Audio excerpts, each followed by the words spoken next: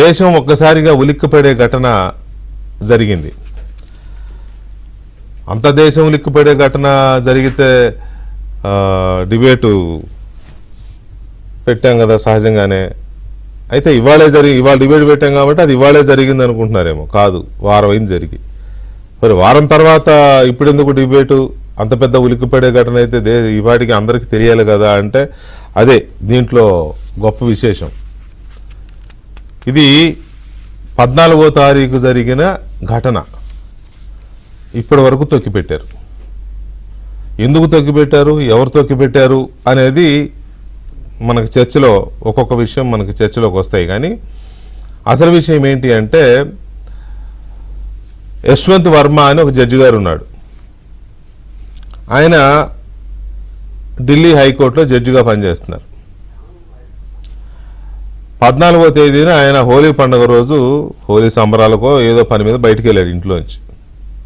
అనుకోకుండా ఆయన ఇంట్లో చిన్న అగ్ని ప్రమాదం జరిగింది. చిన్నదో పెద్దదో అగ్ని ప్రమాదం జరిగింది. ఇంట్లో వాళ్ళు ఫైర్ డిపార్ట్మెంట్ వాళ్ళకు ఫోన్ చేశారు. వాళ్ళు వచ్చి ఆర్పుతుంటే ఆ స్టోర్ రూమ్లో కూడా మంట వస్తుందని అక్కడికి వెళ్ళి నీళ్లు కొడుతుంటే వాళ్ళు కళ్ళు బయలు గమిని నోట్ల కట్టలు ఒకటి కాదు రెండు కాదు ఓ లారీ దేవాల వేసుకెళ్ళడానికి. ఎన్ని కోట్లు ఉన్నాయో తెలియదు కానీ మనకి చాలా చెప్తున్నారు.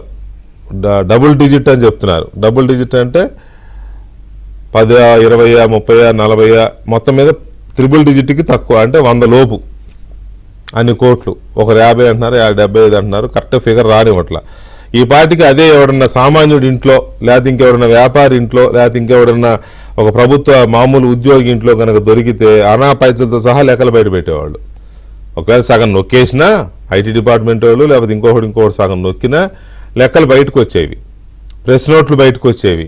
రైడ్ చేసామని చెప్పి గొప్పగా చెప్పుకునేవాళ్ళు, రైడ్ చేసి పట్టుకున్నామని. బట్ ఇక్కడ 6 రోజుల తర్వాత ఇవాళ బయట పెట్టి అసలు ఏం జరిగింది, ఎంత దొరికింది, ఎక్కడిది డబ్బు, ఎక్కడి నుంచి వచ్చింది ఏమీ లేదు.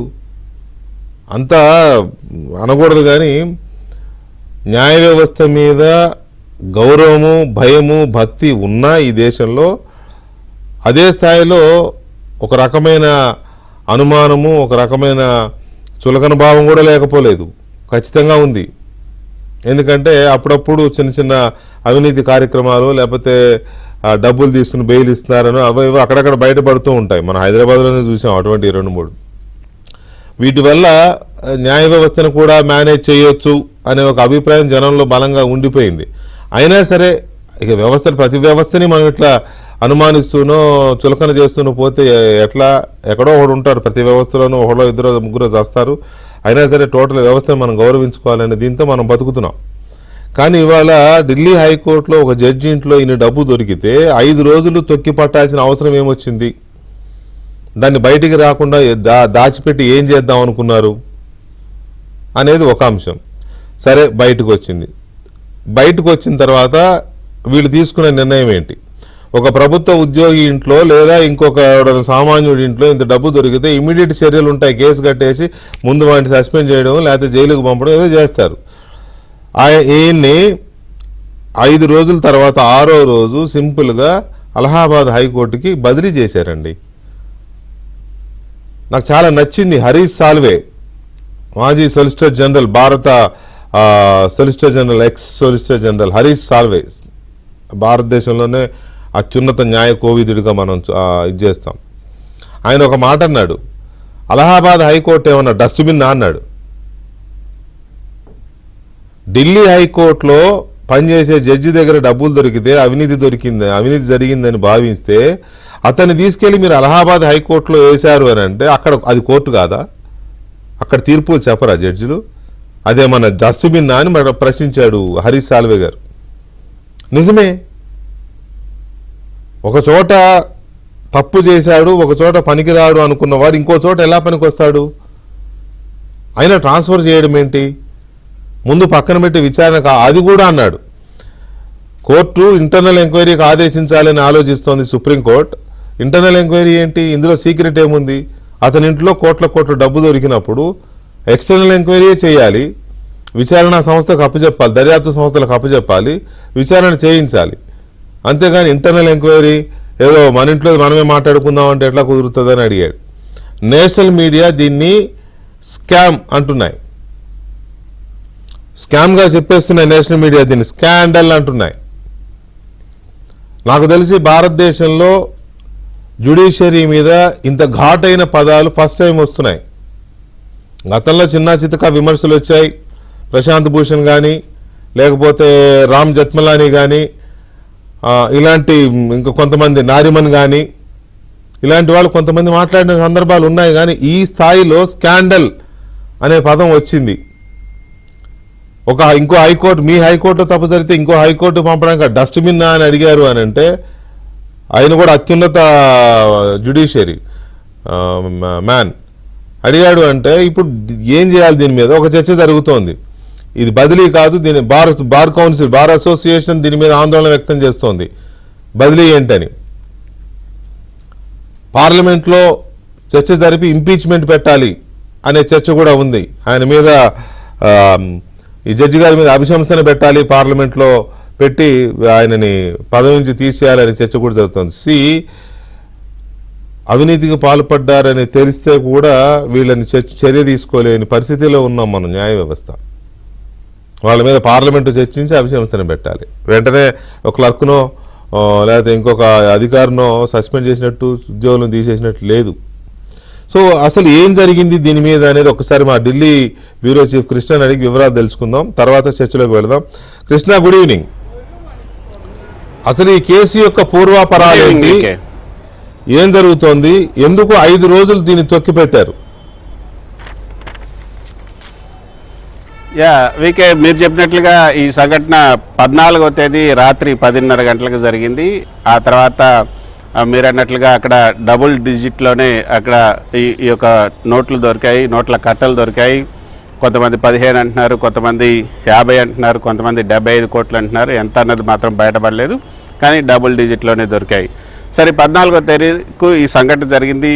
ఇన్ని కోట్ల రూపాయల డబ్బు జరిగింది ఒక జడ్జి ఇంట్లో అంటే తర్వాత మరి ఏం చేశారు అంటే మనకు తెలిసినటువంటి సమాచారం, విశ్వసనీయ వర్గాల నుంచి అందుతున్నటువంటి సమాచారం, దీన్ని కేంద్ర హోంశాఖకి పంపడం జరిగింది. కేంద్ర హోంశాఖ ప్రధానికి ఇవ్వటం జరిగింది.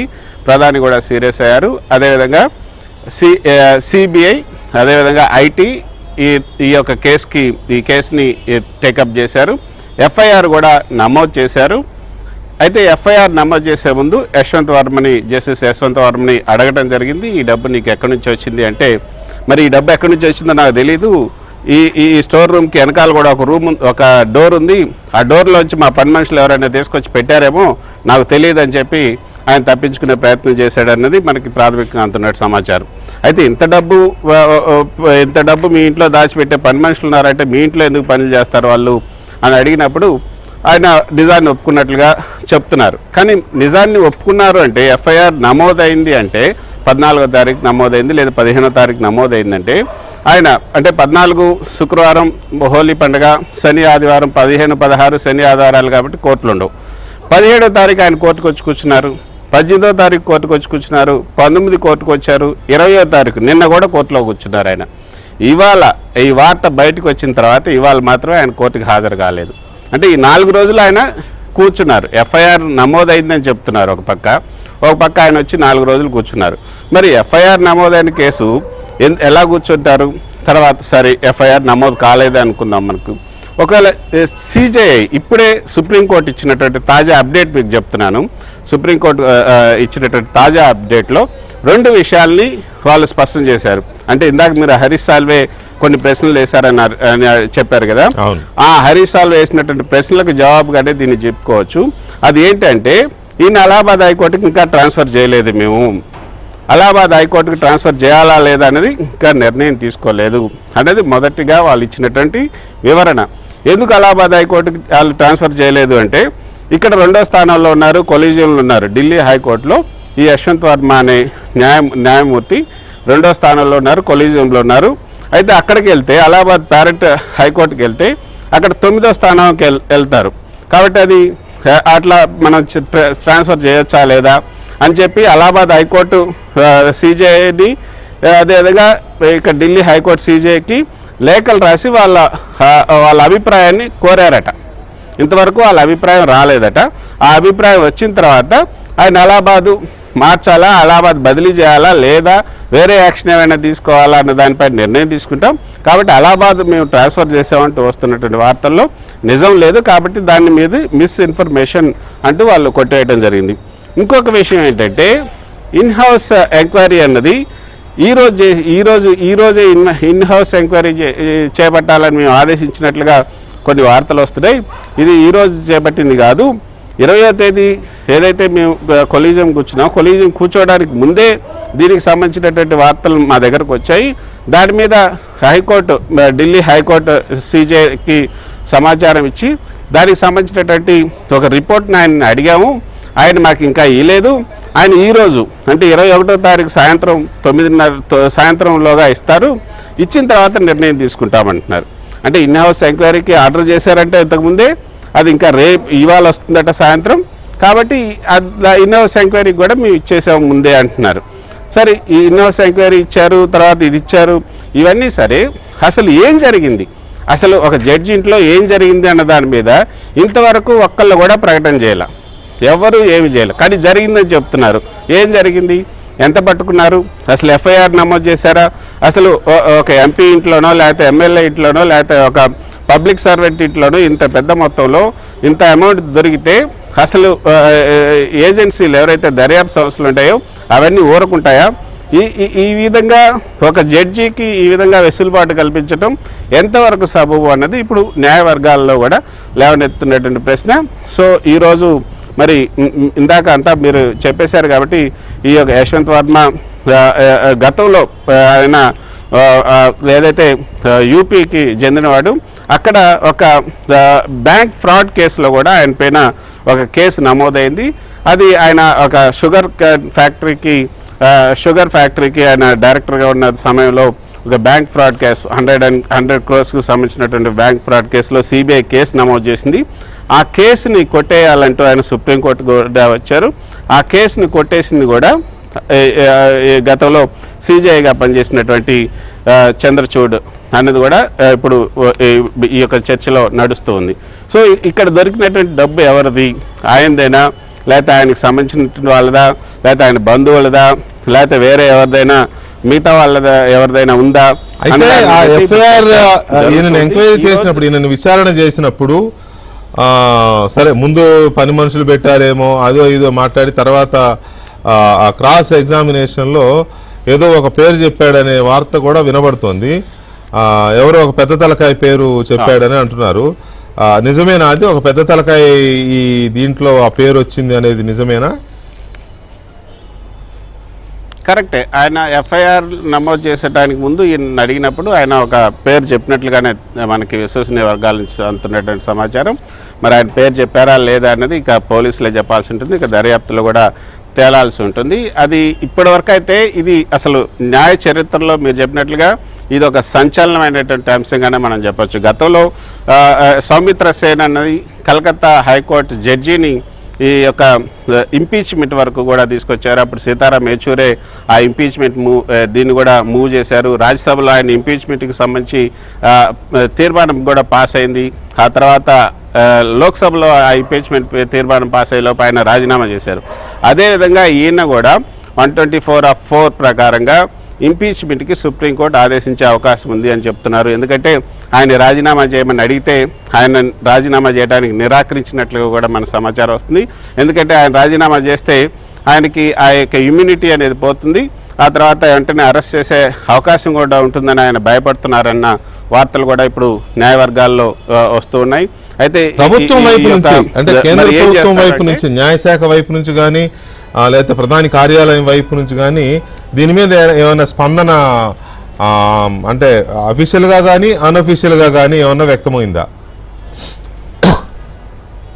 అయితే ఇది సుప్రీంకోర్టుతో ముడిపడినటువంటి వ్యవహారం కాబట్టి, ఇది న్యాయ వ్యవస్థతో ముడిపడినటువంటి వ్యవహారం కాబట్టి ఇది సుప్రీంకోర్టే ఫైనల్గా డెసిషన్ తీసుకోవాల్సి ఉంటుంది. కేంద్ర ప్రభుత్వం అంటే ఏదైనా డెసిషన్ తీసుకోవాలన్నా కూడా సుప్రీంకోర్టే కేంద్ర ప్రభుత్వానికి రాయాల్సి ఉంటుంది. ఒకవేళ ఇంపీచ్మెంట్ ఆయన రాజీనామా చేయకపోతే ఈయన మీద చర్యలు తీసుకోండి అంటూ ఆర్టికల్ 124(4) ప్రకారంగా కేంద్ర ప్రభుత్వానికి సుప్రీంకోర్టు సీజేఐనే లేఖ రాయాల్సి ఉంటుంది. కాబట్టి ఆ లేఖ కోసం కేంద్ర ప్రభుత్వం ఎదురు చూస్తుంది తప్పితే అంతవరకు కూడా కేంద్ర ప్రభుత్వం ఎటువంటి రియాక్షన్స్ ఇవ్వటం లేదు. ఈరోజు అమిత్ షా కూడా రాజ్యసభలో ఏదైతే తన శాఖకు సంబంధించినటువంటి పద్ధతులకు సంబంధించి ఆయన ప్రసంగించారో ఆ సందర్భంగా కూడా ఎటువంటి దీనికి సంబంధించి ఎటువంటి హామీ కూడా ఆయన ఇవ్వలేదు. కానీ కాంగ్రెస్ పార్టీకి సంబంధించినటువంటి సభ్యులు కానీ లేకపోతే ఇతర పార్టీలకు సంబంధించినటువంటి సభ్యులు కానీ ఈరోజు బాగానే ఈ అంశాన్ని లేవనెత్తారు. ఇటు జయరాం రమేష్, కార్తీక్ చిదంబరం, తర్వాత ఇతర పార్టీలకు సంబంధించినటువంటి సభ్యులు అందరూ కూడా ఈ అంశం పైన దర్యాప్తు జరపాల్సిన అవసరం ఉంది. ఇది పబ్లిక్గానే దర్యాప్తు జరపాలి. ఆయన వెంటనే రాజీనామా చేయించాలి, లేదంటే ఆయన్ని ఇంపీచ్మెంట్ అయినా చేయించాలి. దీనికి సుప్రీంకోర్టు దీని మీద మేనమేషాలు లెక్క పెడితే మాత్రం న్యాయ వ్యవస్థ పైన విశ్వాసం తగ్గిపోతుంది ప్రజల్లో. ఈ న్యాయ వ్యవస్థ మీద ప్రజల్లో విశ్వాసం తగ్గిపోయిందంటే that will be end of the democracy అన్నది వాళ్ళు చెప్తున్నటువంటి మాట. మరి ఇప్పుడు సుప్రీంకోర్టు ఈరోజు ఇచ్చినటువంటి వివరణ ఆ రెండు అంశాలు ఆయన ట్రాన్స్ఫర్ చేయలేదు. తర్వాత ఇన్హౌస్ ఎంక్వైరీ అనేది జరిపామని చెప్తున్నారు. మరి ఇన్హౌస్ ఎంక్వైరీ ఎప్పుడో మేము ఆర్డర్ ఇచ్చామన్నప్పుడు ఆయన నిన్నటి దాకా ఎందుకు బెంచ్లో ఉన్నారు? అంటే ఆయన ఇచ్చినటువంటి వివరణ ఏంటి? ఒకవేళ ఇచ్చారు అంటే ఆయన ఇచ్చినటువంటి వివరణ బయట పెట్టాలి, కానీ అది బయట పెట్టరు. అంటే న్యాయ వ్యవస్థ కొంత ఇమ్యూనిటీ ఉన్నట్లుగా ఉంది. కాబట్టి ఆయన ఆ జడ్జి ఇచ్చినటువంటి వివరణ కూడా ఇంకా ఇప్పటివరకు కూడా బయటికి రాలేదు. అయితే ఇది మాత్రం చాలా సీక్రెట్గానే జరిగింది. మీరు అన్నట్టుగా ఇన్ని రోజులు జరుగుతుంటే అంటే దాదాపు వారం రోజులు, అంటే ఈరోజు శుక్రవారం, గత శుక్రవారం జరిగినటువంటి అంశం ఈ శుక్రవారం వరకు కూడా అక్కడ ఏం జరిగింది, జస్టిస్ వర్మ నివాసంలో ఏం జరిగింది అన్నది ఇప్పటివరకు ఒక్క ముక్క కూడా బయటికి రావట్లా. మరి దీన్ని సుప్రీంకోర్టు ఏ విధంగా హ్యాండిల్ చేస్తుంది? ఈరోజు సాయంత్రం సీజే ఢిల్లీ హైకోర్టు సీజే నివేదిక ఇస్తారు. కాబట్టి ఆ నివేదిక తర్వాత ఏమైనా ఇందులో చలనం వస్తుందా అన్నది చూడాల్సి ఉంటుంది. కానీ అందరూ కూడా ఇది ఈరోజు సుప్రీంకోర్టు లాబీల్లో కానీ ఢిల్లీ హైకోర్టు లాబీల్లో కానీ దీని మీదనే సర్వత్రా చర్చిస్తూ ఉన్నారు. ఢిల్లీ హైకోర్టు జడ్జి సీజే ముందు కొంతమంది న్యాయవాదులు కూడా ప్రస్తావించడం జరిగింది. ఈ విధంగా జరుగుతోంది, మన కోర్టు జడ్జి పైన ఇంత ఆరోపణ వచ్చింది, మీరు చర్యలు తీసుకోవాలంటే అవును నిజమే, ఇది దురదృష్టకరమైనటువంటి సంఘటన అంటూ ఆయన ఆఫ్ ది రికార్డ్గా అందరితో కూడా మాట్లాడినట్టుగా తెలుస్తుంది.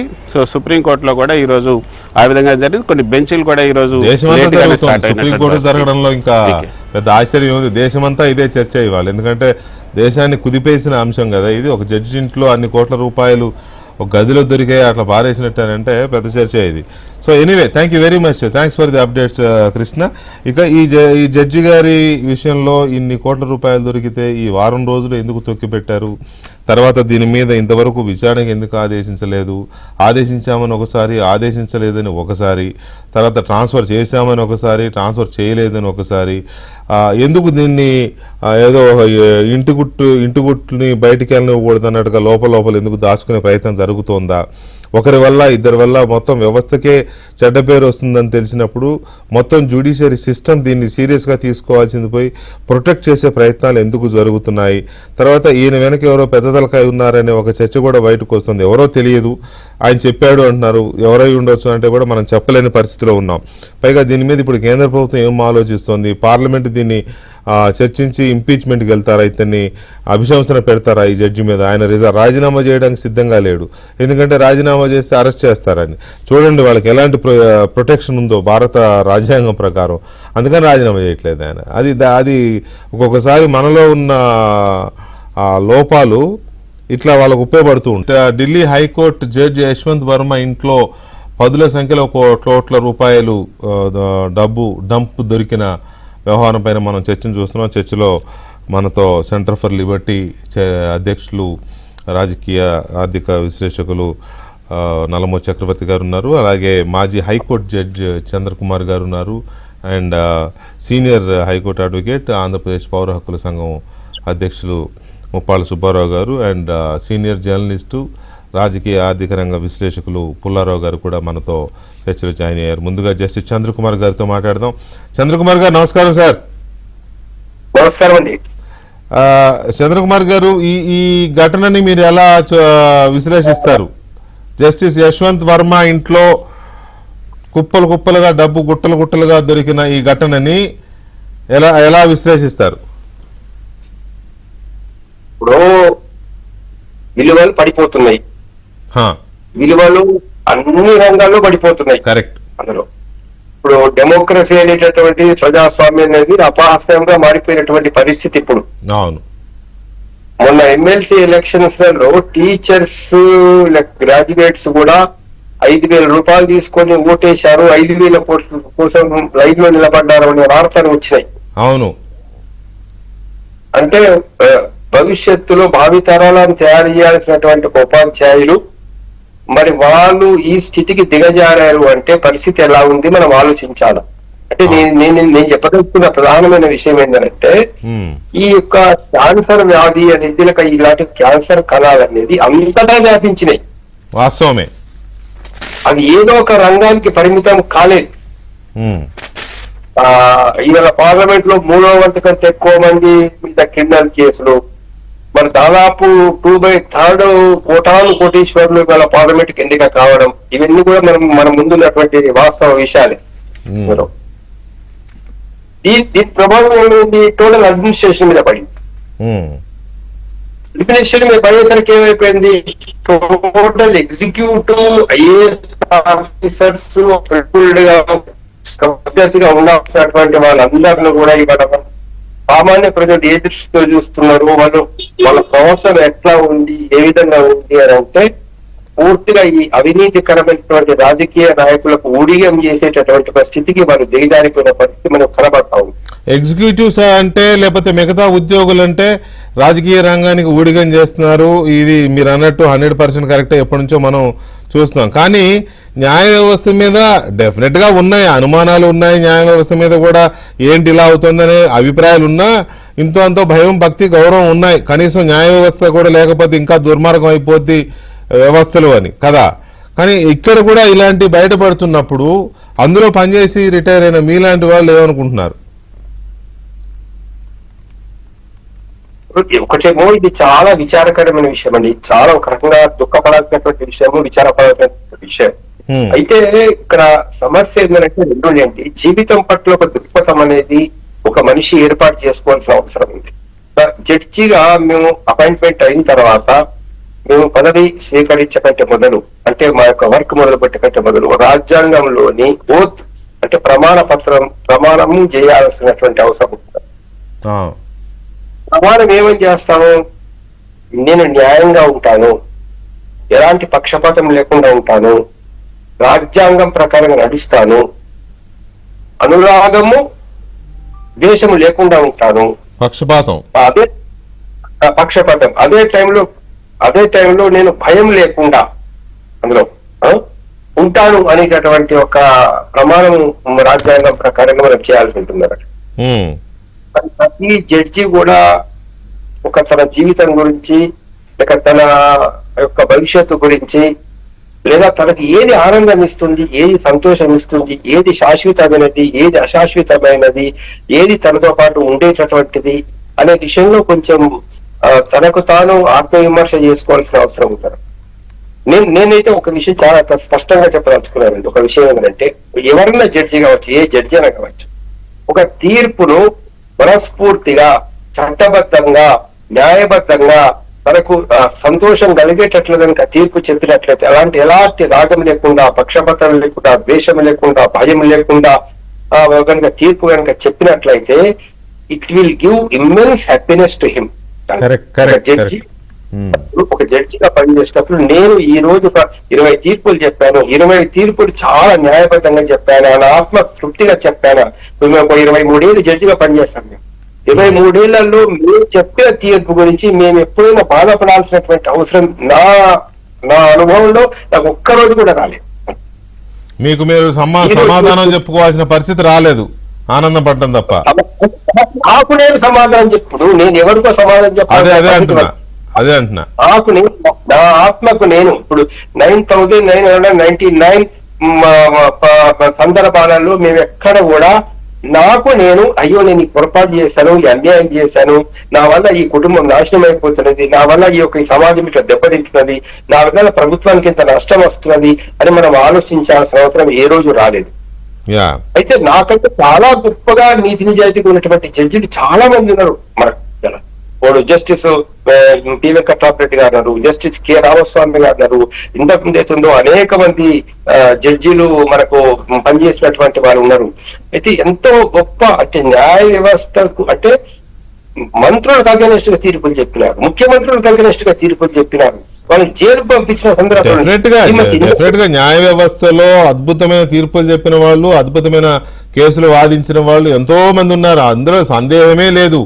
కానీ ఇలాంటివి కొన్ని జరిగినప్పుడు ఆల్రెడీ న్యాయ వ్యవస్థ కూడా మేనేజ్ అయిపోతుంది, బెయిల్స్ విషయంలో కానీ కేసులు డ్రాగ్ చేయడంలో కానీ అని కొన్ని చూస్తున్నాం కదా, మన కళ్ళ ముందున్న కేసులు చూస్తున్నాం, ఏళ్ల తరబడి సాగుతూనే ఉన్నాయి సీరియల్, టీవీ సీరియల్ లాగా. ఎందుకు సాగుతున్నాయి అనే దగ్గర ప్రజలకు అనుమానాలు వస్తాయి. అగో ఇలాంటప్పుడు ఇలాంటి బయటపడినప్పుడు ఇంకా అనుమానాలు ఎక్కువ అవుతున్నాయి. ఒక్క నిమిషం జస్టిస్ చంద్రకుమార్ గారు, ఒక్క నిమిషం మనం సుబ్బారావు గారితో మాట్లాడదాం. సుబ్బారావు గారు నమస్తే అండి. ఇనిషియల్ గా ఈ ఘటన తెలియగానే నెక్స్ట్ అసలు ఏంటి ఎందుకు అనే దాని మీద తెలియగానే ఆయన ఇంట్లో జడ్జి యశ్వంత్ కుమార్ గారి ఇంట్లో ఇంత డబ్బు దొరికింది అనేది తెలియగానే మీకు అనిపించిన ఫీలింగ్స్ ఏంటి?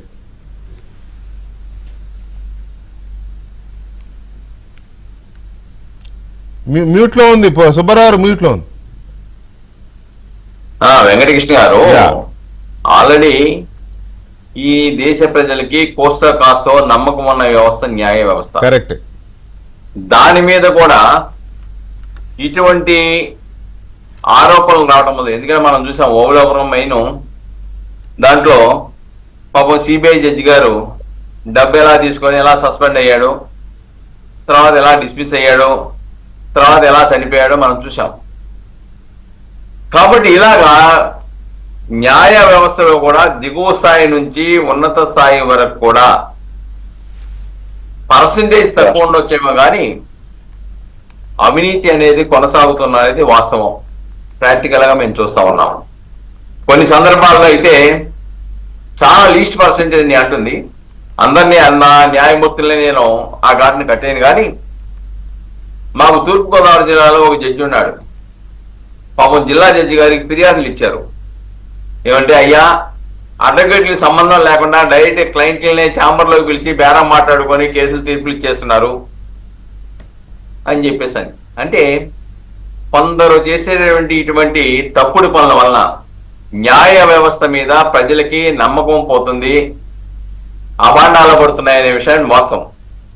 ఇక్కడ మొట్టమొదటిసారిగా ఏ విధంగా ఇంపీచ్ చేయాలి, కామన్ గా ఎవరైనా ఒక జడ్జిని ఇంపీచ్మెంట్ పెట్టాలంటే 100 మంది లోక్సభ సభ్యులు కానీ 50 మంది రాజ్యసభ సభ్యులు కానీ వ్రాతపూర్వకంగా ఇస్తే పెట్టాలి.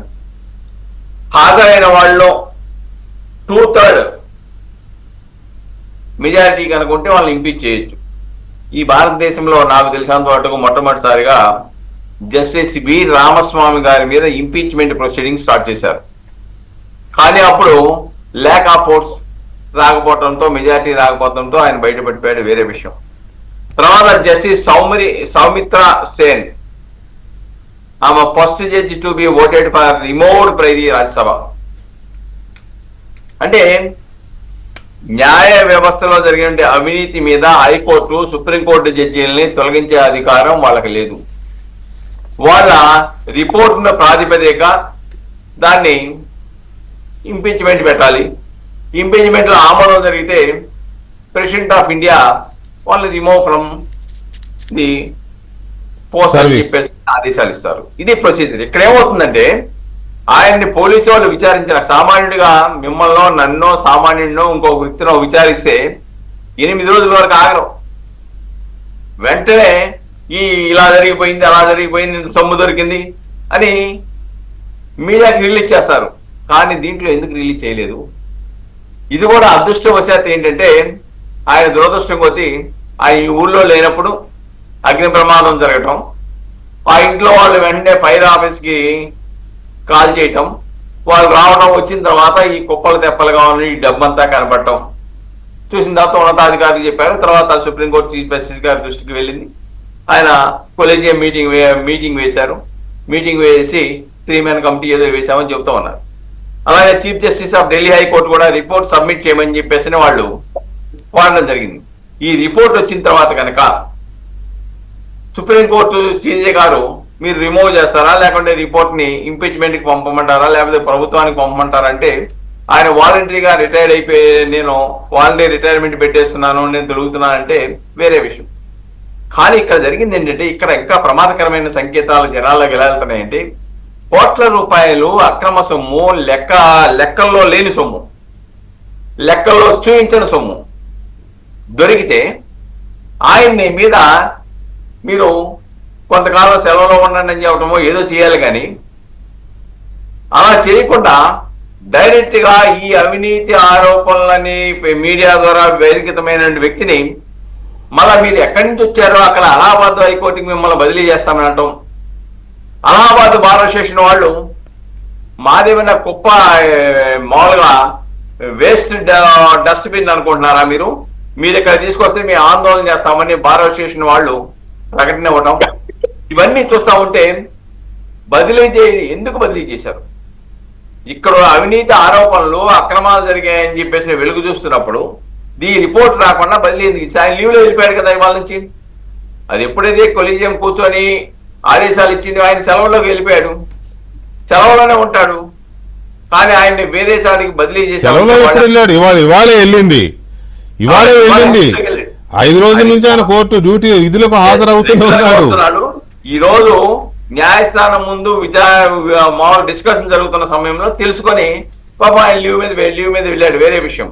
కానీ ఇక్కడ ఒకటి గుర్తించాలండి, న్యాయ వ్యవస్థ కూడా దీన్ని ఫ్రెష్గా తీసుకోవాలి. సుప్రీంకోర్టు చీఫ్ జస్టిస్ కూడా దీని పట్ల సీరియస్ గా వ్యవహరించాలి. కానీ ఇటువంటి వేలాది కోట్లలో పదుల సంఖ్యలో 2 అంకెలలో పైగా ఉన్నటువంటి కోట్లాది రూపాయలు ఎక్కడి నుంచి వచ్చాయి? మీరు ఇందాక చెప్పారు, పోలీసు వాళ్ళు అడిగితే పర్మిట్స్ తీసుకొచ్చి పెట్టిందని చెప్పి చెప్పడం, తర్వాత ఒప్పుకోవడం జరిగిందని చెప్పేసి. అసలు నేనేది అది ఒక ప్రజాపతితో ఒక మినిస్టరో లేకపోతే ఇంకోళ్ళో ఒక సామాన్యుడి దగ్గర ఇలాగా డబ్బులు దొరికితే మీరు దాన్ని గోప్యంగా ఉంచుతారా? గోప్యంగా ఎందుకు ఉంచవలసి వచ్చింది? ఇప్పుడు అదే కదా చర్చ అంతా కూడా అదే కదా.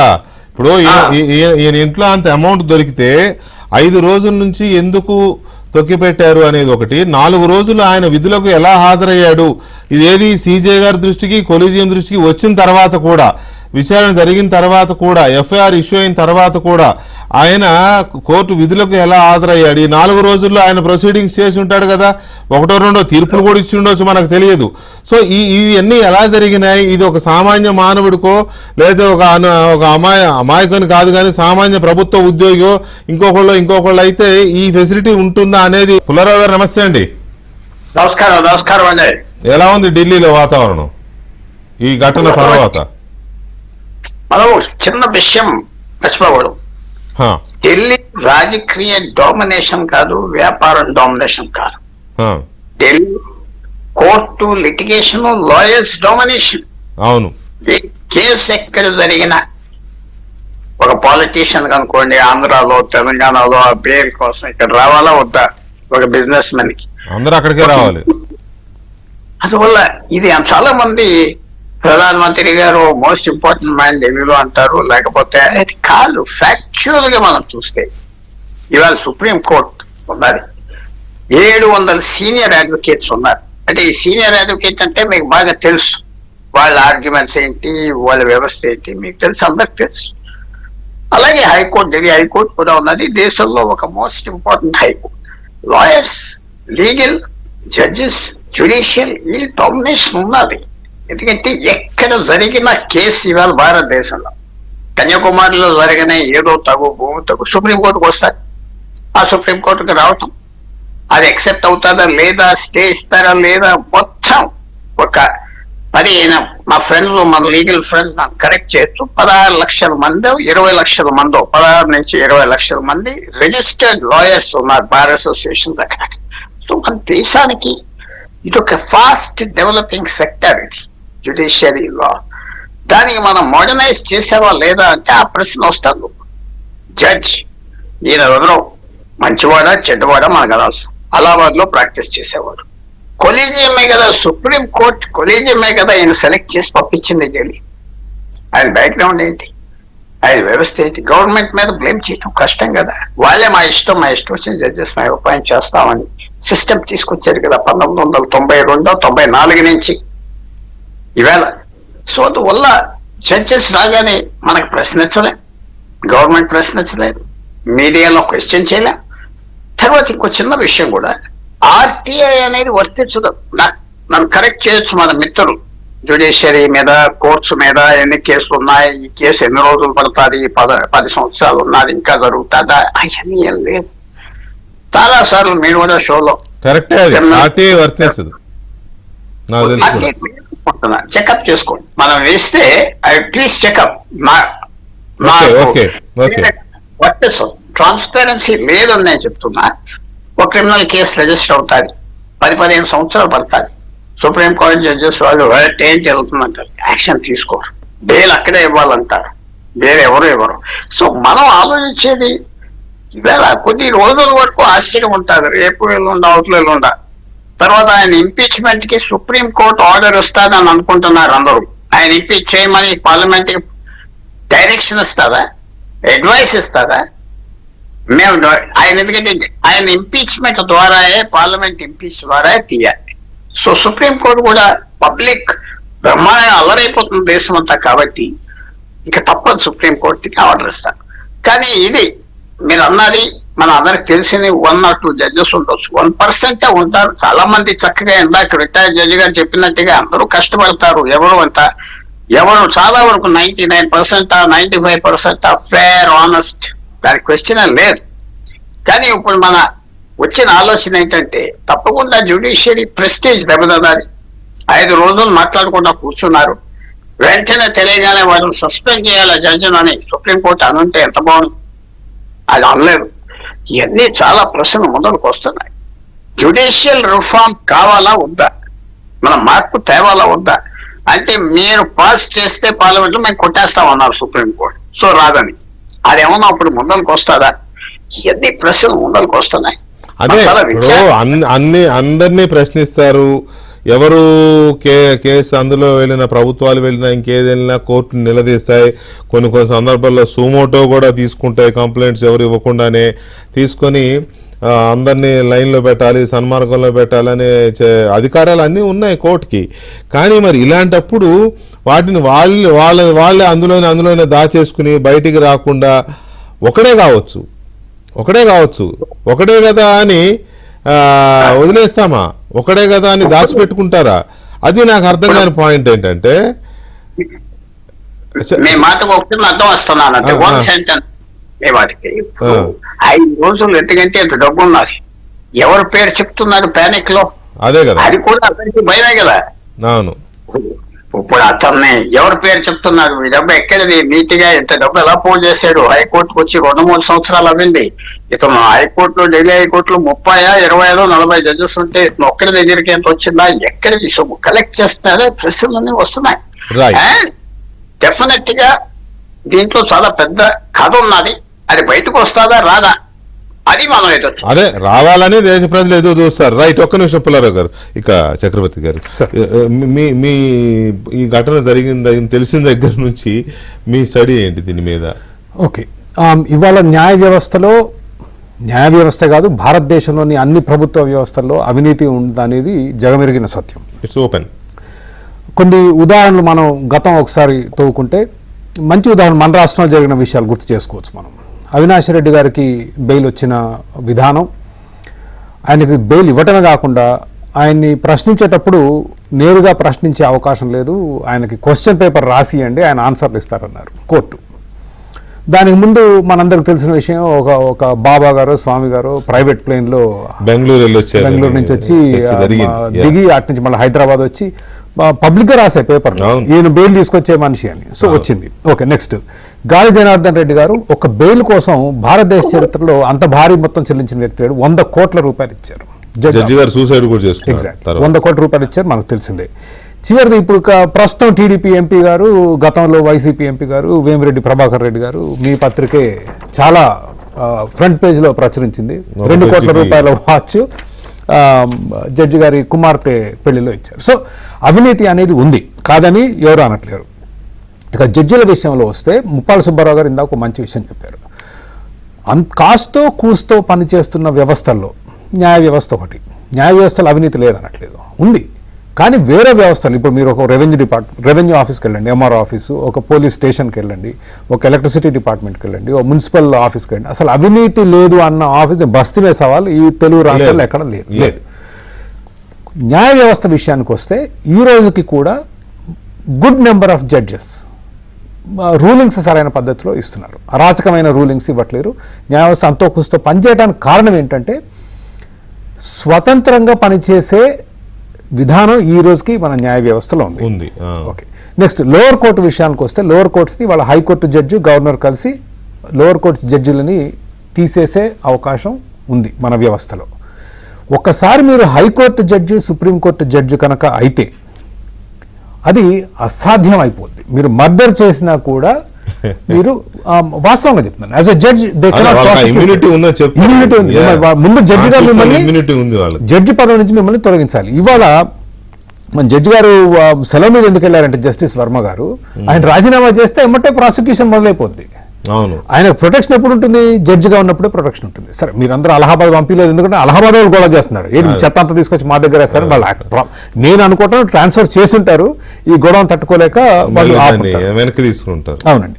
సో జడ్జిలని పదవి నుంచి హైకోర్టు జడ్జిని సుప్రీంకోర్టు జడ్జిని పదవి నుంచి తీసే పద్ధతి ఏంటి అంటే పార్లమెంట్లో ముందు 100 మంది లోక్సభ ఎంపీలు 50 మంది రాజ్యసభ ఎంపీలు ప్రతిపాదన పెట్టాలి ఇంపీచ్మెంట్కి. పెట్టిన తర్వాత 2/3 66% మంది ఎంపీలు ఒప్పుకుంటే కానీ మీరు తీయలేరు. అది దానికి స్వతంత్ర ప్రతిపత్తి వాళ్ళ సుప్రీంకోర్టు అంత స్వేచ్ఛగా, హైకోర్టులు అంత స్వేచ్ఛగా పనిచేయడానికి కారణం ఎంతో కొంత ముప్పాల సుబ్బారావు గారు చెప్పినట్లు ఫంక్షనల్గా ఉన్న వ్యవస్థ. ఎందుకంటే అంత కష్టం వాళ్ళని తీసేయటం. It is a good thing, not a bad thing. ఎందుకంటే ధైర్యంగా పనిచేయడం కోసం అలా పెట్టారు. దాని సైడ్ ఎఫెక్ట్ ఏంటంటే జస్టిస్ వర్మ లాంటి గారు వాళ్ళు ఉంటారు. But we cannot lose sight of the bigger picture.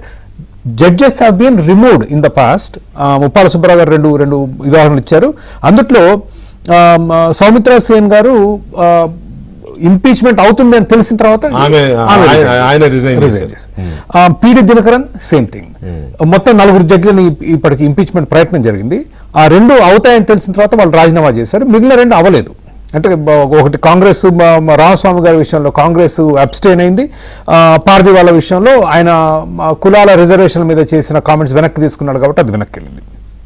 So ముఖ్యమైన విషయం ఇన్ కంక్లూజన్ నేను చెప్పదలుచుకుంది ఏంటంటే మురళీకృష్ణ గారు, ఇవన్నీ తెలిసిన తర్వాత కూడా హరీష్ సాల్వే గారి వాళ్ళు ఏమన్నారంటే మీరు ఇంటర్నల్గా దర్యాప్తు చేయడం ఏంటి, పబ్లిక్గా జరగాలి దర్యాప్తు. కానీ ఆయన highest legal luminary in the country, అంటే న్యాయ కోవిదుల్లో అగ్రగణ్యుడు. ఆయన ఈ మాట అంటే ఎందుకు వింతంటే ఆ ప్రొసీజర్ లేదు. ఎందుకు అన్నాడు అంటే టుడే ఎన్డీఏ గవర్నమెంట్ గత కొన్ని సంవత్సరాలుగా జడ్జీల అపాయింట్మెంట్ లో ప్రభుత్వ జోక్యం ఉండాలి అని వాళ్ళు వాదిస్తున్నారు. And that is precisely what is going on. దీన్ని రాజకీయం చేసి ఈ కొలీజియం వ్యవస్థకున్న స్వతంత్ర ప్రతిపత్తి ఏదైతే ఉందో దాన్ని వైలేట్ చేసే ఆలోచన ఉందనేది నా అనుమానం. ఈ జడ్జి గారి కేసుని అడ్డు పెట్టుకొని ఇవాళ collegium is an independent, chief justice 4 senior జడ్జిలు కలిసి ఏ జడ్జిల మీద ఎక్కడ ట్రాన్స్ఫర్ చేయాలి, something 3 judges cases constitution bench చేసింది.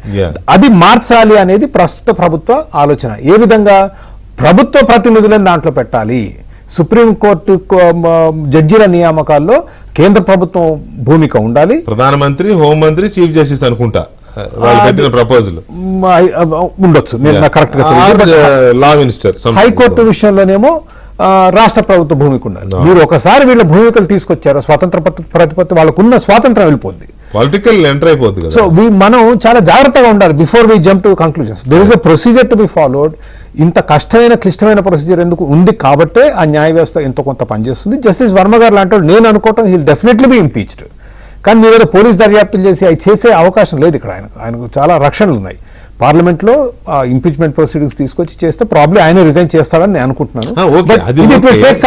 నేనేమంటానంటే ఓకే, అంతవరకు ఇదంతా బాగానే ఉంది. ఇంపీచ్మెంట్, వాళ్ళకి ఇమ్యూనిటీ ఉండాలి, ఎందుకంటే జడ్జిలు నిర్భీతితో జడ్జిమెంట్లు ఇవ్వాలి కాబట్టి వాళ్ళకి ఇమ్యూనిటీ ఉండాలి, అందుకని ఇచ్చారు. మీరు అన్నట్టు సైడ్ ఎఫెక్ట్స్ ఇవి ఉన్నాయి. ఇక్కడ పాయింట్ ఏంటి, 5 రోజులు తొక్కిపెట్టారు. ఎందుకు తొక్కిపెట్టారు? 4 రోజులు మీకు తెలిసి మీ ముందే ఆయన ఎఫ్ఐఆర్ అయింది అన్ని తెలిసి కూడా 4 రోజులు డ్యూటీకి ఎలా వచ్చాడు? చాలా ముఖ్యమైన ప్రశ్న. ఆ ప్రశ్న ఎక్కడికి, అది కోర్టుకు సంబంధించిన ప్రశ్న కాదు, పోలీసులు కనుక్కున్నారు డబ్బు. అదే అంటున్నా, ఈ 5 రోజులు 6 రోజులు 7 రోజులు బీజేపీ ప్రభుత్వం ఎందుకు తొక్కిపెట్టిందనేది మనం అడగాలి. వాళ్ళ బీజేపీ తొక్కిపెట్టిందా? ప్రభుత్వం వాళ్ళ పోలీసే కదా.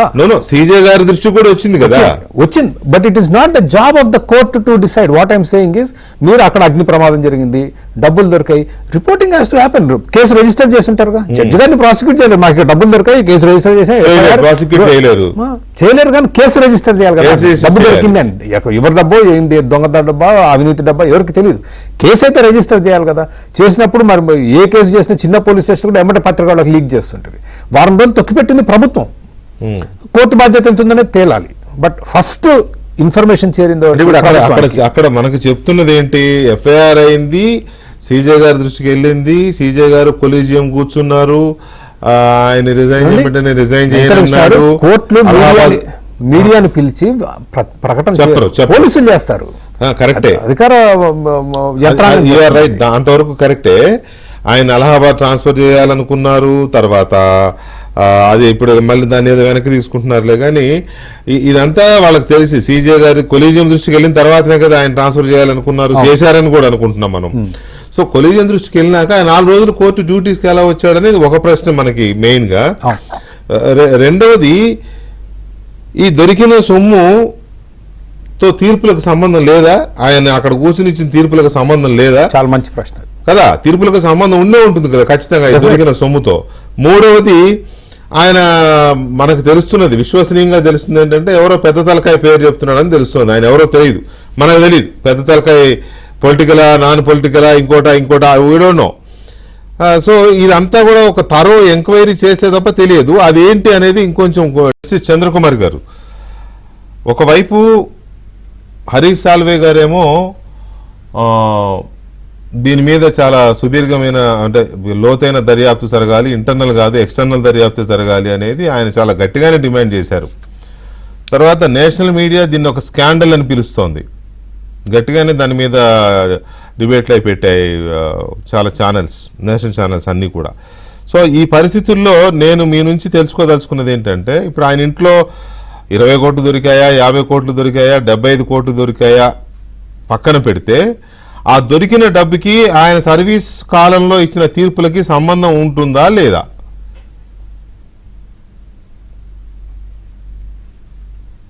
ఎవరైనా కానీ ఎవరింట్లో ఎంత ఆస్తి ఆస్తి అంటే డిస్ప్రపోర్షనేట్ ఆస్తి దొరికినా, డబ్బు దొరికినా దానికి ఎక్స్ప్లెనేషన్ ఇచ్చుకోవాల్సినటువంటి బాధ్యత అతని మీదనే ఉంటుంది. కరెక్ట్. ఏ అధికారైనా కావచ్చు, ఏ ఐఏఎస్ ఆఫీసర్ కావచ్చు, జడ్జి కావచ్చు, ఎవరైనా కావచ్చు. కాబట్టి ఆయన దగ్గర నుంచి ఎక్స్ప్లెనేషన్ కనుక మనకు సరైనటువంటి ఎక్స్ప్లెనేషన్ లేనప్పుడు తప్పనిసరి ఈ డబ్బు అవినీతికరమైనటువంటి తీర్పులు చెప్పడం వల్లనే సంపాదించాడు అని చెప్పేది భావించాల్సి వస్తుంది. దానిలో ఎటువంటి డౌట్ లేదు. ఇప్పుడు ఆయన చెప్పొచ్చు, చెప్పకుండా ఇందాక ఒక మాట వచ్చింది కదా, మా ఇంట్లో పని వాళ్ళు ఏమన్నా బ్యాక్ డోర్ నుంచి తీసుకొచ్చి దాచుకున్నారేమో అని ఒక మాట అన్నారని చెప్తున్నారు, లేదు ఇంకెవరి పేరో చెప్పారని చెప్తున్నారు. ఆయన ఏమైనా చెప్పొచ్చు. ఇప్పుడు అవినీతి చేసిన వ్యక్తి, ఇప్పుడు జడ్జి గారు ఈయనని కాదు, ఎవరైనా సరే అవినీతి చేసిన వాడు నాకు తెలియదనే అంటాడు, నాకే సంబంధం లేదు, పాపపుణ్యం తెలియదు, అమాయకుడి నేనే అంటాడు. కానీ డిస్ప్రపోర్షనేట్ అసెట్స్ ఒక వ్యక్తి కలిగి ఉన్నాడు అని అంటే అతను చేస్తున్న ఉద్యోగమో ఇంకో ఇదో వాటికి సంబంధించి ఉన్నట్టే అనుకోవాలి కదా. ఆ యాంగిల్లోనే దర్యాప్తు జరగాలి కదా. అవునండి, తప్పనిసరి జరగాలి. అది చట్టం కూడా అదే చెప్తున్నది. ఇప్పుడు నేను గతంలో కొన్ని చాలా ప్రముఖమైనటువంటి వ్యక్తుల కేసులో తీర్పులు చెప్పేటప్పుడు వాళ్ళ బెయిల్ పిటిషన్స్ గురించి నేను డీల్ చేసేటప్పుడు కూడా నేను 2 విషయాలు చాలా స్పష్టంగా ఆర్డర్స్ లో చెప్పాను. ఏంటంటే ఎవరైనా అక్రమంగా సంపాదించినటువంటి ఆస్తుల్ని ప్రభుత్వం వశపరుచుకునేటటువంటి ఒక నిర్దిష్టమైనటువంటి ప్రొసీజర్ ప్రకారంగా ఆ రూల్స్ ను మనం మార్చుకోనంత వరకు ఈ అవినీతిని మనం అరికట్టలేము. ఫస్ట్ మన దేశంలో చేయాల్సింది ఏంటంటే, ఎవరైనా కావచ్చు అవినీతికరంగా కోటాను కోట్లు సంపాదించారు, 1000 కోట్లు సంపాదించారు, 100 కోట్లు సంపాదించారంటే ఆ ఆస్తిని వెంటనే ప్రభుత్వం స్వాధీనం చేసుకోవాల్సిన అవసరం ఉంటుంది. ఇది చాలా ముఖ్యమైనటువంటి విషయం. దీని మీద ఇటు కేంద్ర ప్రభుత్వాలు కావచ్చు, ఎవరైనా కావచ్చు దీనికి చాలా నిర్లక్ష్యంగా వ్యవహరిస్తున్నారని చెప్పి చెప్పుకోవచ్చు. రెండో విషయం ఏంటంటే ఈ ప్రస్తుతం ఉన్నటువంటి కేసు లోపల ఇవాళ అతని ఇంట్లో డబ్బులు దొరికాయి. డబ్బులు దొరికితే అది ఫైర్ సర్వీసెస్ వాళ్ళు తీసుకున్నారు. తప్పనిసరి వాళ్ళు వెంటనే ఆ విషయాన్ని మన ఉన్నతాధికారులకు చెప్పి ఉంటారు, చెప్తారు. ఆ ఉన్నతాధికారులు ఆ విషయాన్ని వాళ్ళు హైకోర్టు చీఫ్ జస్టిస్ కి వెంటనే ఇన్ఫర్మేషన్ ఇచ్చారా ఇవ్వలేదా అనేది చాలా కీలకమైన సమస్య. ఒకవేళ వాళ్ళు హైకోర్టు చీఫ్ జస్టిస్ కు వెంటనే ఇన్ఫర్మేషన్ ఇచ్చారంటే హైకోర్టు చీఫ్ జస్టిస్ వెంటనే చీఫ్ జస్టిస్ ఆఫ్ ఇండియాకి చెప్తాడు. చెప్పిన తర్వాత కూడా అతడు జడ్జిగా కంటిన్యూ అవుతున్నాడనంటే అది తప్పనిసరి ఒక రకంగా చెప్పాలంటే చీఫ్ జస్టిసెస్ తమ యొక్క కర్తవ్యాన్ని సరియైన పద్ధతిలో నిర్వహించలేదు అని చెప్పేసి మనం అనుకోవాల్సి ఉంటుంది అక్కడ. ఎందుకనంటే ఒక జడ్జికి వర్క్ అలాట్మెంట్ చేయాలా చేయొద్దు అనేది చీఫ్ జస్టిస్ చేతిలో పడి ఉంటుంది. ఢిల్లీ చీఫ్ జస్టిస్ ఇమ్మీడియట్ గా వర్క్ చేయొచ్చు. కాబట్టి చీఫ్ జస్టిస్ యాక్ట్ చేయాలంటే ఆయన దగ్గర రిపోర్ట్ పోవాలా.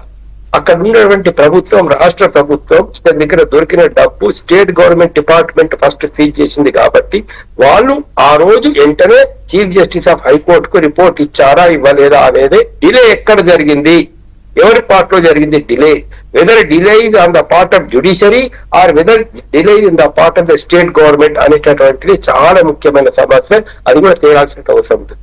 ఏది ఏమైనా సుప్రీంకోర్టుకు దృష్టికి వచ్చిన తర్వాత కూడా అలసత్వం జరిగింది అనేటటువంటి ఆలోచనలు కలగడం అది చాలా శోచనీయమైన విషయం.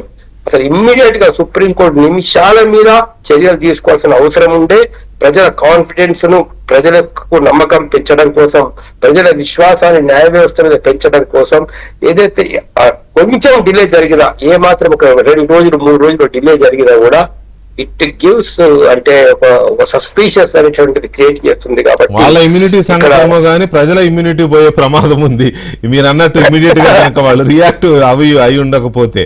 రైట్, ఎనీవే సుబ్బారావు గారు, ఈ దర్యాప్తు జరిగిన తీరు లేకపోతే సీజేలు, హైకోర్టు సీజే గారు కానీ లేదా సుప్రీంకోర్టు సీజే గారు కానీ రియాక్ట్ అయిన తీరు, ఇప్పుడు చంద్రకుమార్ గారు చెప్పిందని కనుక మనం బేస్ చేసుకుని మాట్లాడితే ఆయన తీరు మీద కానీ ఇక ముందు జరగాల్సిన దర్యాప్తు మీద కానీ మీ ఒపీనియన్ ఏంటి బ్రీఫ్ గా? ఇక్కడ ఒకటండి, ఇందాక చెప్పినట్టుగా వర్క్ అలాట్మెంట్ 4-5 రోజుల పాటు ఇంకా ఆయనకి నిన్నటి వరకు అలాట్మెంట్ నిలుపుదల చేయ ఉండవలసింది. ఏం చేద్దంటే ఈ 5 రోజుల్లో జరిగినటువంటి ఆదేశాలను కూడా ఈ రోజున పరిశీలించవలసిన అవసరం ఉంది. ఆయన ఇచ్చే ఆదేశాలు కానీ లేదంటే తీర్పుల మీద కానీ దాన్ని కూడా పరిశీలించవలసిన పరిస్థితి ఇప్పుడు స్పష్టంగా ఉంది.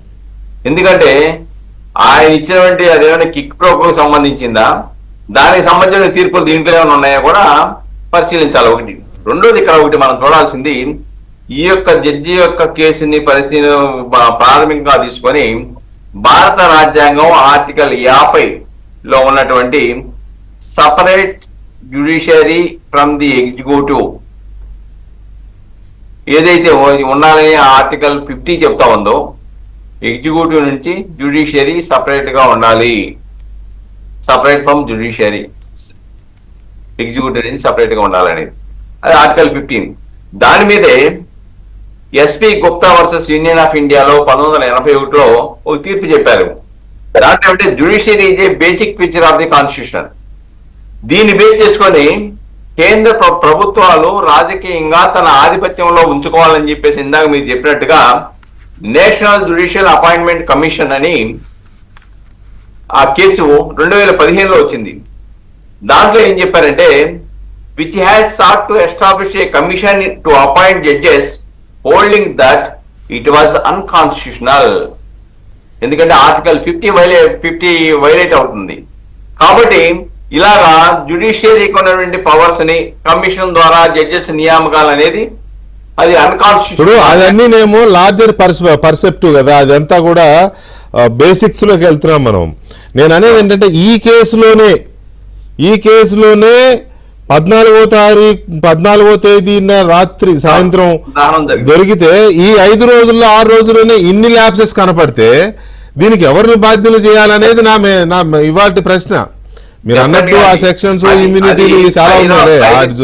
అది ఫైర్కి సంబంధించిన వాళ్ళు కానీ పోలీసు వాళ్ళు కానీ ఆ సమాచారం వచ్చిన తర్వాత ఉన్నతాధికారులు చీఫ్ జస్టిస్ యొక్క దృష్టికి తీసుకెళ్లారు లేదా, చీఫ్ జస్టిస్ దృష్టికి తీసుకెళ్లిన తర్వాత కూడా ఆయన వర్క్ అలాట్మెంట్ నిలుపుదల చేయకుండా చేశారంటే అక్కడ కూడా ఒక తప్పిదం జరిగింది అనేది మనకు అర్థం అవుతుంది. దాని మీద కూడా విచారణ జరగాల్సిన అవసరం ఉంది. కాబట్టి ఇవన్నీ ఏం చూపిస్తున్నా ఉన్నాయి, ఒక జ్యుడిషియరీలో కొంతమంది చేసేటువంటి తప్పిదాల వలన న్యాయ వ్యవస్థ మీద ఉన్నటువంటి క్రెడిబిలిటీ, నమ్మకం రాను సన్నగిల్లుతోంది.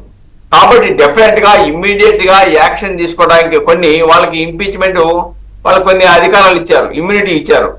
కానీ ఇమ్యూనిటీని దుర్వినియోగం చేసేటప్పుడు వాళ్ళ మీద ఇమ్మీడియట్ గా చర్యలు తీసుకోవడానికి కావాల్సిన చర్యలు కూడా తీసుకోకపోతే, ఇదే కొనసాగితే, ఇమ్యూనిటీ అనే పేరుతో ఇటువంటి వ్యక్తులు వచ్చినప్పుడు వారి పట్ల అప్రమత్తంగా ఉండకపోతే అది దుర్వినియోగం అయ్యే ప్రమాదం ఉంది.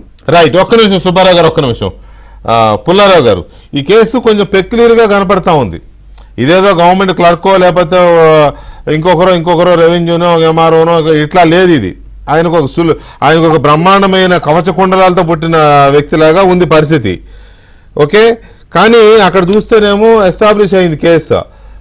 5 రోజుల క్రితమే జరిగినా కూడా 4 రోజులు వచ్చి డ్యూటీలో కూర్చున్నాడు ఆయన. అందరికీ తెలిసి దొరికిన రోజే ఫైర్ వాళ్ళు వాళ్ళ ఆఫీసర్స్ చెప్పారు, వాళ్ళు ఐటీ వాళ్ళకి చెప్పారు, వాళ్ళు హైకోర్టు సీజే గారికి చెప్పారంట, సుప్రీంకోర్టు సీజే గారికి తెలుసంట, కొలీజియం మాట్లాడిందంట, వీళ్ళందరూ కలిసి ఆయన అలహాబాద్ పంపించేద్దాం అనుకున్నారంటే ఇదేది బయటకు రాలా. ఏదో చిన్నప్పుడు గప్చిప్ సాంబార్ బుడ్డేది అనేవాళ్ళు, ఏదో పిల్లలు ఆట ఆడుకునేటప్పుడు. సో అలా చేయాలనుకున్నారు. సో ఈ కేసు ఒక పెక్యులర్ కేసు లాగా ఉంది. ఇప్పుడు ఇక్కడ ఇంపీచ్మెంట్ ఓకే సెకండరీ కదా, వీళ్ళు ఈ జరిగిన దాని మీద ఏమనుకోవచ్చు మనం? ఒకటి స్ట్రైట్ అవే ఇమ్యూనిటీ అంటే క్రిమినల్ యాక్ట్స్ కి ఇమ్యూనిటీ లేదు.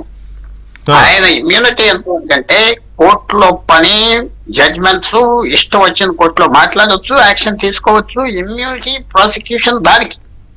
మనం ఈ జడ్జి అని కాదు, ఇంట్లో ఒక డబ్బు దొరికింది, లేకపోతే ఇంట్లో ఒక మర్డర్ జరిగింది, దానికి ఇమ్యూనిటీ ఉన్నదా? లేదు, ఇమ్యూనిటీ లేదు. ఇన్ని రోజులు ఇది ఎందుకు కూర్చున్నది? ఇది మనీ లాండరింగ్ కదా, కాదా? అది మనీ లాండరింగ్ అంటే ఏంటి? డబ్బు రూపంగా డబ్బు ఎక్కడి నుంచి వచ్చింది, అది లాండరింగ్, ఉతుక్కోవటం. అది చేయలేదంటే చాలా బ్యాడ్ ఎగ్జాంపుల్. ఇది చేయలేదు, వెంటనే వెళ్ళి డబ్బు ఏంటి, ఆ డబ్బు స్వాధీనం చేసుకోవాలి. జడ్జెస్ భయపడతారేమో, పై జడ్జెస్ కూడా ఏంటి ఆశ్చర్యపోయి షాక్ లో ఉన్నారని చేయలేదు. కానీ దీనికి ఇమ్యూనిటీ లేదు, స్పష్టంగా నా అభిప్రాయం.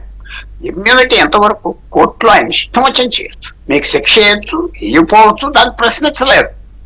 అది ఇమ్యూనిటీ ఉన్నది. కానీ అది కేసు లేరు, అది ఇలా చేసే, దీనికి ఇమ్యూనిటీ లేదు.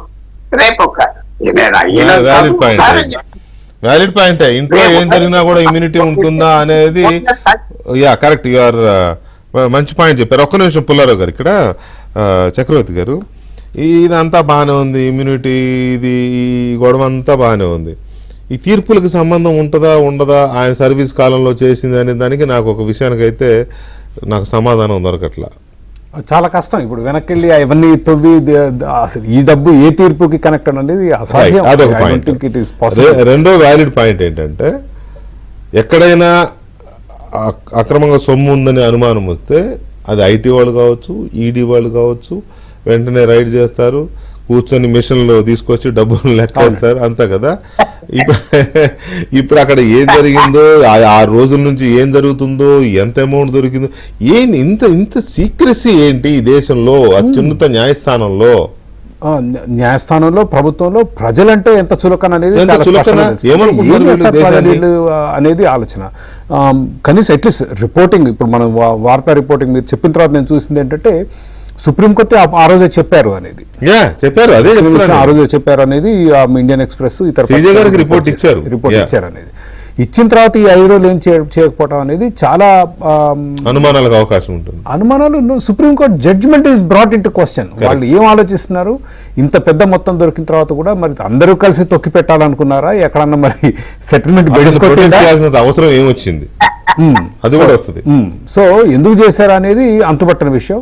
బట్ కనీసం పోలీసులన్నా అట్లీస్ట్ జరిగిన విషయం ఏంటి అనేది స్పష్టంగా బయటకి చెప్పాలి. పోలీసుల మీద ఎటువంటి ఆంక్షలు లేవు కదా. It's a case that people should be aware of. మార్చి 14 నుంచి ఈ రోజు వరకు ఏం జరిగింది అనేది చెప్పాలి. అంటే ప్రజలు ప్రజాస్వామ్యం వ్యవస్థల పట్ల ఏమాత్రం కించిత్ గౌరవం ఉన్నా కూడా ప్రజలకు చెప్పాల్సిన అవసరం ఉంది. And we'll have to see. Supreme court చేసింది, ఒకవేళ మార్చి 14 వాళ్ళకి ఆ రోజే ఇన్ఫార్మ్ చేశారని తెలిసి ఈ జడ్జి గారు 5 రోజులు బెంచ్ మీద కూర్చొని తీర్పులు వాదనలు విన్నాడు అంటే అది సుప్రీంకోర్టుకి మాయన మత్స. దేశం నివ్వెరపోతున్న ఘటన ఇది. మరి ఇలాంటి ఘటనలో కూడా 5 రోజుల పాటు 140 కోట్ల మంది ప్రజల్ని డార్క్ లో ఉంచారు అని అంటే అది ఎందుకు ఉంచారు? ఏంటి పుల్లారావు గారు ఏంటి? Point ED director, CBI director, supreme court chief justice కూడా కూర్చుని వాళ్ళు సెలెక్ట్ చేస్తున్నారు. అవును. సో ఇంత 140 కోట్ల మంది ప్రజల్ని డార్క్ లో పెట్టి 5 రోజుల నుంచి ఎందుకు దీన్ని తొక్కిపెట్టారు అనేది మాత్రం చాలా సస్పీషియస్ థింగ్. ఇది మంచిది కాదు దేశానికి. న్యాయ వ్యవస్థ అంటే అందరికీ గౌరవం, భయము, భక్తి అన్నీ ఉంటాయి. కానీ ఇలాంటి ఒకరిద్దరు వ్యక్తులను కాపాడితే అది అందరికీ ఆ చెడ్డ పేరు వస్తుంది. మరి ఎందుకు చేశారనేది మరి ముందు ఏమైనా తేలుతుందేమో చూద్దాం. Thank you very much Chandrakumar గారు అండ్ సుబ్బారావు గారు, పుల్లారావు గారు అండ్ చక్రవర్తి గారు. థ్యాంక్ యూ వెరీ మచ్ అండి. ఇది వాటి డిబేట్.